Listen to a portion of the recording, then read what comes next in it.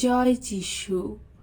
প্রথম পাঠ ঋষি জবের কাহিনী, 7 অধ্যায়, 1 থেকে 4 পদ, 6 থেকে 7 পদ।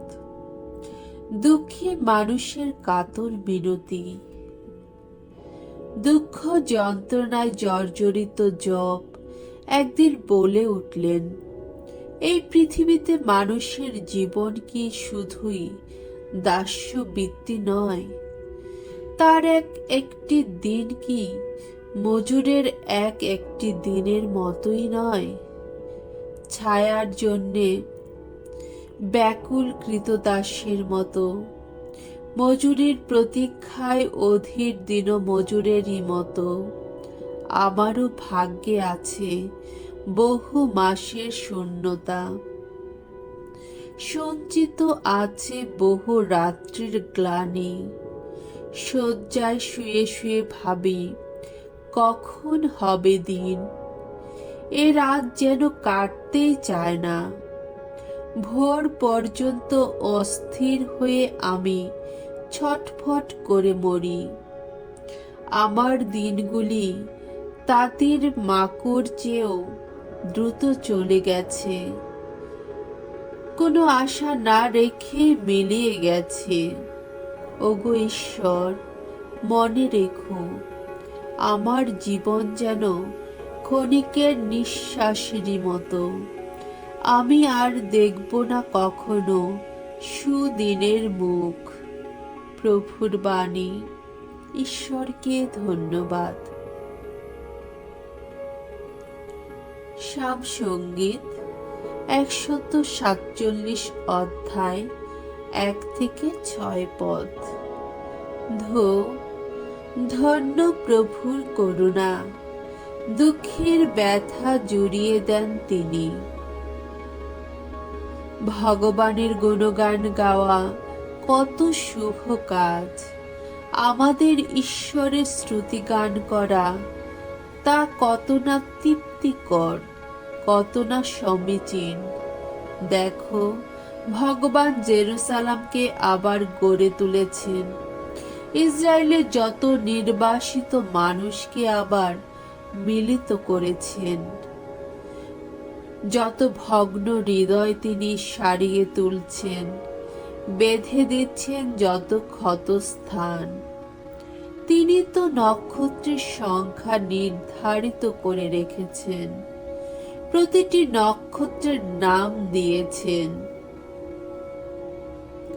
সত্যি মহিয়ান আমাদের প্রভু, মহাশক্তিমান তিনি। তার প্রজ্ঞা সে তো আমাদের ধারণার অতীত। তিনি দীন নম্র মানুষের মনে ভরসা জাগায়, কিন্তু দুর্জনকে তিনি নামিয়ে দেন পথের ধুলায়।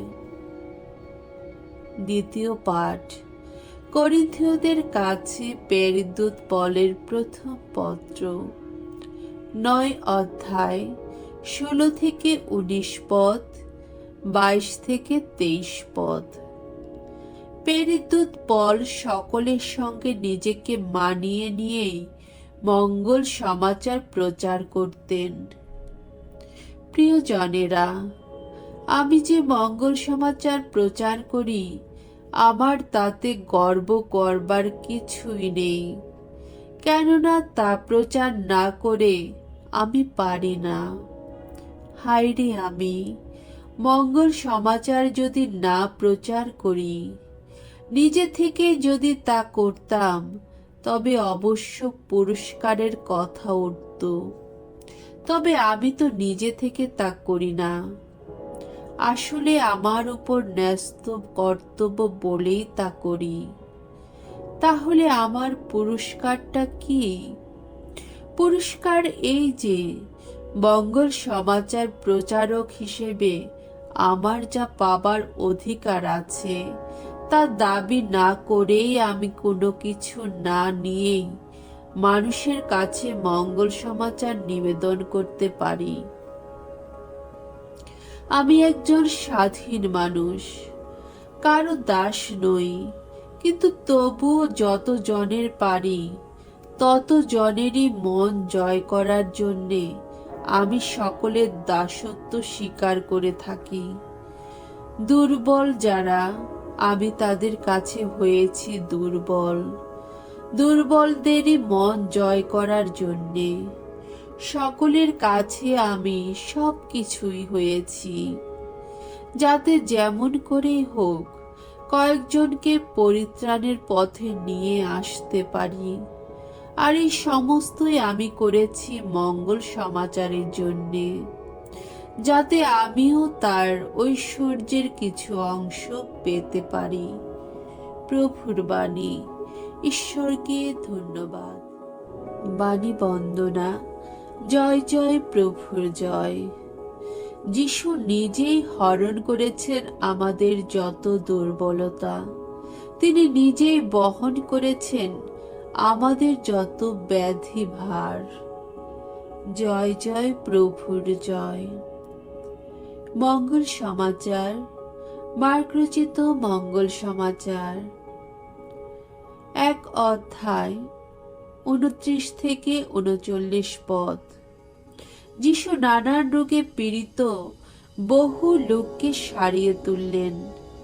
যিশু কাফারনাউম নগরের সমাজগৃহ থেকে বেরিয়ে যাকব আর যোহনের সঙ্গে সরাসরি সিমন আর আন্দ্রিয়ের বাড়িতে এলেন।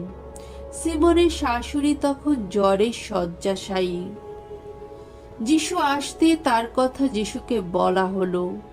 তিনি তখন তার কাছে এলেন এবং তার হাত ধরে তাকে উঠে দাঁড়াতে সাহায্য করলেন, আর সঙ্গে সঙ্গে তার জ্বরও ছেড়ে গেল। তিনি তখন তাদের সেবা যত্ন করতে শুরু করলেন। সেদিন সন্ধ্যাবেলায় সূর্যাস্তের পর সেখানকার যত অসুস্থ, যত অপতুতে পাওয়া লোককে যিশুর কাছে আনা হলো। সমস্ত শহরটা তখন দরজার সামনে ভেঙে পড়ল। নানান রোগে পীড়িত বহু লোককে তিনি সারিয়ে তুললেন এবং বহু অপদূতকে তাড়িয়েও দিলেন। অপদূতদের তিনি কিছু বলতেই দিতেন না, কারণ তারা জানতো যে তিনি কে।